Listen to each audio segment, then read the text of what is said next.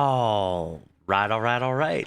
Hey YouTube, I'm Lucky, and in today's video, I'm going to be giving you my opinion on Season 15. I've now had an entire day, and I guess almost a day and a half now, to play the season, and so I've got to experience pretty much everything that has to offer. I've seen everything. I've seen all of the news, all of the updates. I've watched all the videos. You name it, I've seen it all, and I think a lot of people really respect my opinion in regards to when I give criticism to things because I try to be fair to both sides. And so in this video right here, I'm going to talk about the good, the bad, and the ugly of Season 15. I'm going to try to be as fair to all sides, so that way you can make the decision if you are deciding whether or not you actually want to play this season or whether or not you want to just wait until the Witch Queen, etc., etc. I'm going to go over everything. And if you are playing this season, this will be a complete analysis and overview of everything that's happening, so will be a useful video for you as well. So the first thing I want to talk about is that the season launched and actually didn't have the typical error code issue, so kudos to Bungie for actually ironing that out. That's the way launches should go. I don't know why it's been like that for the last 2 or 3 launches. It felt like you would have to wait for multiple hours just to get in the game,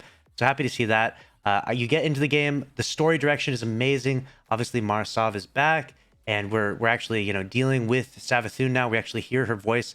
Very interesting stuff. Really like the story, the direction the story is going rather, and the lore that's going along with that. Very exciting. We got 31 guns, new and reprised weapons.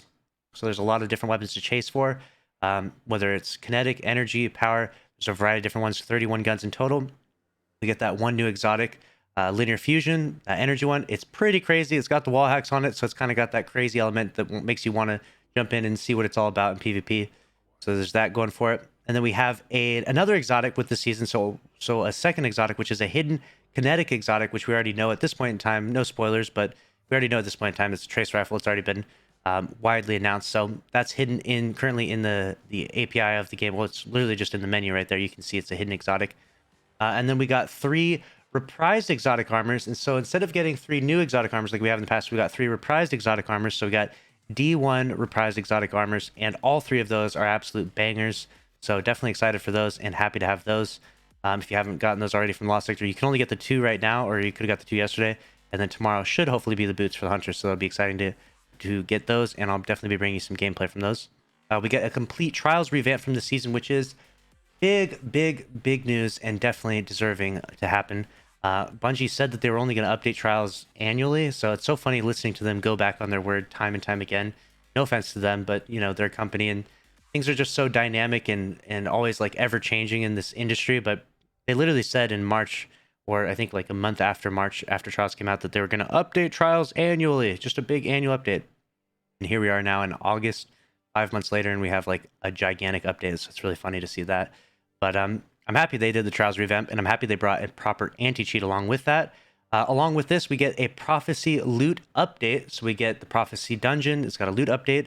And we get updated exotic armor like Lucky Pants, and a variety of other exotic arm pieces have been updated and are much stronger now. Updated Vex. Vex wasn't nearly as OP as it should have been because it just came out, and now it is actually really good. I don't know if I would categorize it as quite OP, but it's close there. It's definitely flirting with the OP title. Let me know if you agree with that in the comment section below. And then they nerfed a few different overpowered exotics. Like the Anarchy was significantly overpowered, and even Xenophage definitely got a pretty hard nerf, which maybe got too hard of a nerf in my opinion. So that's kind of the gist of the good from the season. Some of the bad things, obviously we had bugged Prophecy. There's a variety of different bugs. They're working really hard to fix these bugs and iron them out. There's not a whole lot of new things introduced this season. It's not like there's a new planetary destination or a new dungeon right off the start or a new raid. So bugs in regards to the big things aren't really there because there's really not a whole lot of big things, to be completely honest. So there's the good, there's the start of the bad, and now we're going to jump into the ugly and give you my ugly criticisms of Season 15. So the first thing I have to say is that this is a long season. This is a 180-day long season. This is a 6-month season. This season is going to last half a year. All right, now halfway through this season, we are going to get the 30-year anniversary, yada, yada, da, da, da. It's not technically a new season, though, so keep that in mind. This season actually lasts for 6 months. Keep that in mind. I am going to be excited for what's coming out in the 30th anniversary. I'm not saying that it puts a damper on that in any means, but it definitely is. It's going to be a weird 6 months. We'll see how well Bungie keeps us updated and interested in Destiny throughout the course of this 6 months. Obviously, we're leading into the Witch Queen, which at that point in time, everyone's going to be happy and playing the game. But you know, it stands right now, us hardcore Destiny players, us regular Destiny players, it's looking pretty bleak and pretty scary with a 180-day long season. Along with that, we've got no new Crucible maps this season, which is big sad. We've got no new strikes, no new Gambit maps, and there's no new dungeons, sort of. They did announce a dungeon coming out, but it's in December, which would technically be like 3 months from now. So I guess technically, because this season is 6 months long, that does count as there being a new dungeon in the season, but it's not right at the start, so it doesn't feel like it. In my opinion, there's no real dungeon of this season.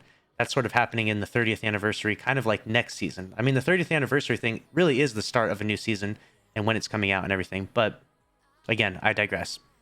There's no new raid, and we only have technically 13 new guns.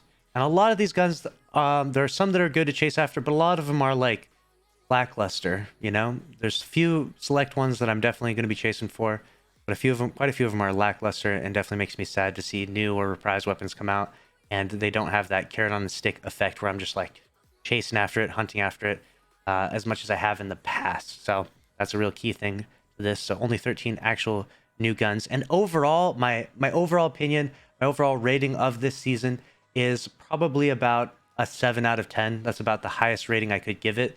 And in the past, I've rated seasons 8 or 9 out of 10. It just depends on the quality of the content that we're given, etc.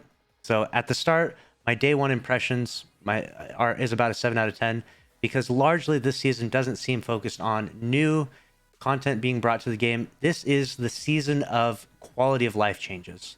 These are tons of quality of life changes to trials and everything else that are way overdue, and they've definitely brought a lot of good things to the game, and I'm quite happy for it. But this is like almost an entire season dedicated to quality of life changes. And as you look through everything, every playlist and every little dynamic, you can see that. Even with like Gambit, you know, you can rank up faster in Gambit, you can reset your Gambit infamy much faster. So even the tiniest things have had little quality of life changes, and that's really what I would call this season. It's called Season of the Lost. I would call this season of the quality of life changes, because it seems like everything got a quality of life change, which was well overdue. Some of this stuff is years overdue. So don't get me wrong, I'm not upset when I say that. I'm not complaining when I call it that. But, you know, as a Destiny player, I want new things, right? But we're going to have to wait for those new things. We're going to have to wait till the 30th anniversary thing, and ultimately Witch Queen. But I do feel like after Witch Queen, they did say that every new season there would be a new dungeon or a new raid as a sort of cadence, like new raid at the start, new dungeon the next season, new raid at the next season, new dungeon, so on and so forth. So if they can keep that cadence up, that's something I've said has been a big issue for a long time for me, is that I want new things. Like I need new things. I get tired of these things a little too fast, and you end up getting in that drought. And I know obviously we can't just come out with a brand new raid every month. That's a bit too much. There's not enough developmental effort to make that happen. But if we could find some happy medium between one new raid a year and one, you know, old raid halfway through, it would be much better. It would be much better for Destiny. It would be much better for the business. It would be much better for the community. We need more new things if you want this game to be successful. I've said this for a very long time. So I am very optimistic for the future, but this video is focused on this season. And in my opinion, like I said, 7 out of 10. Let me know if you agree, and let me know how you would rank this season down in the comments below. You can put your rating 5 out of 10, 1 out of 10, 10 out of 10, whatever it may be. Let me know how you are enjoying this season and what you think of it. I definitely want to hear your opinions and your feedback. And if you want to stay up to date on all things Destiny 2, as always, make sure you're subscribed with notifications on, smash the like button. I'll see you in the next one. Also, if you haven't yet, make sure you use discount code LUCKY with 2 Ys, and you can save some money off G Fuel. That's a wrap on this video, though. Later.